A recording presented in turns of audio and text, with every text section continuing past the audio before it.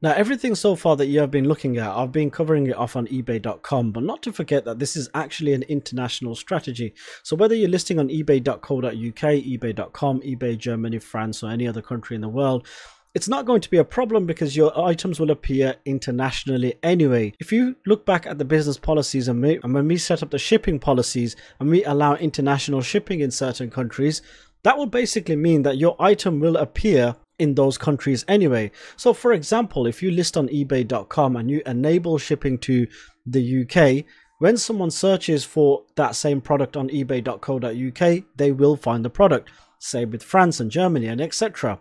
However, some of you may be wondering that although I've been looking at US dollars, what if you was listing on eBay UK? What if you were listing on eBay Australia, Germany, or France? So the simplest way to do this is keep everything when you're doing your product research. Look at absolutely everything in US dollars.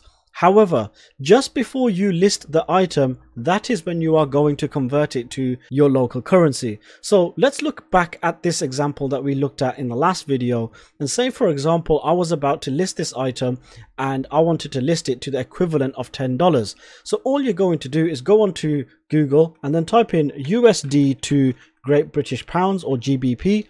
In this instance, if I was to use British Pounds over here and then $10, and I will list it at £7.80. You're going to do the same if you wanted to do Australian dollars, USD to Australian dollars. So if this was $10 US on eBay Australia, I'm going to list it on $14.65. Same with the Canadian dollar, $10. If it was on US dollars, I'll list it for $13.07. And same with the euro, for example.